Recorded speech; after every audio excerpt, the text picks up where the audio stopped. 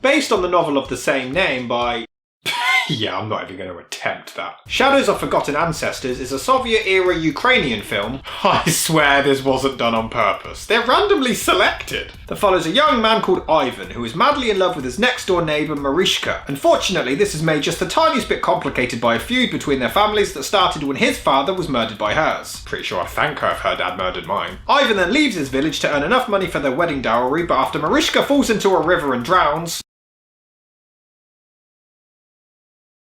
Ivan falls into a deep depression, and despite marrying a new woman called Polana, he remains haunted by the memory of his lost love. Now, this film actually broke a lot of ground for its time, as it was one of only a few Soviet films to be produced entirely in the Ukrainian language from the get-go. In the past, many Ukrainian movies had to be filmed in Russian and were then dubbed into Ukrainian later. In fact, director Sergei Parajanov was pressured by Soviet government officials to dub the movie in Russian, but he flatly refused to compromise his artistic vision. Quote, "The ministry asked me to make a Russian dubbed version. The film was not only shot in the Ukrainian language, but it was also in the Hustul dialect. I turned them down categorically. I consider this text to be an inalienable part of the artistic fabric of the film." End quote. When choosing who would play the lead, Parajanov initially wanted Gennady Yuktin to play Ivan, as he was a big up-and-coming star in Russia, whose involvement would boost ticket sales. However, under the recommendation of his crew and fellow filmmakers, he changed his mind and instead cast Ukrainian actor Ivan Mikulaichuk. Filming began in the village of Krivoivnya in the Carpathian Mountains, with many of the background characters being played by real-life village residents. And Shadows of Forgotten Ancestors premiered at the Mar del Plata Film Festival in Argentina on March the 22nd, 1965, before getting a wider release in the Soviet Union on September the 4th. Amongst European critics, the film was extremely well received, particularly for its cinematography and surreal visuals, and it ended up winning a number of awards throughout its festival run. However, reactions from Ukrainian audiences were much more mixed, many of whom felt the film failed to live up to its source material, and they disliked the filmmaker's decision to abandon the social realist style that was mandated within film and literature by the Soviet government. Despite this, the movie's legacy has endured over the decades, and it's now viewed as one of the most internationally renowned films in Ukrainian history, as well as being a defining work within the genre of magical realism. And I know it's quite a serious piece, but...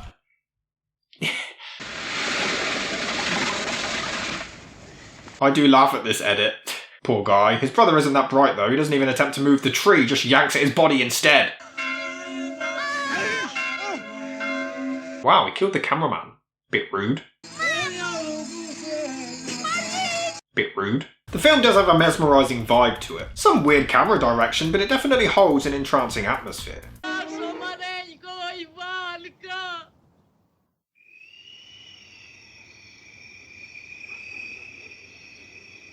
Yeah, accurate. Oh, I don't care that my dad just kicked the bucket.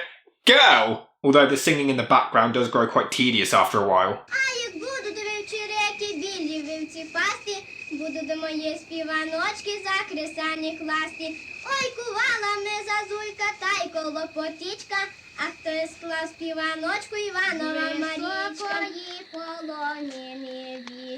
And it goes on for quite a while before we get two children streaking naked around the woods. The acting is pretty solid throughout the movie, and the cinematography is pretty great. There are some really cool shots, and it just has a really awesome visual style. Cinematically, it's incredibly well made, and sitting at just over 90 minutes, it doesn't outstay its welcome. Visually, it's just incredibly unique to look at. It is pretty sad as he finds her body, and the music is really mesmerizing. And they build up his grief to be incredibly tragic.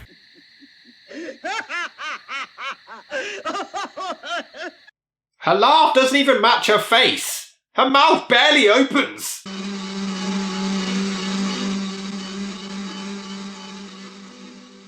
Dude, spoilers. But what's up with this little in the bottom right? Everyone else is all serious and he's smiling his ass off, the sicko! The imagery is really bizarre at points, but there's not much else to say about the film really. The characters aren't particularly engaging or memorable. It's a really well made film, but I don't think I would have missed a whole lot if I didn't end up seeing it.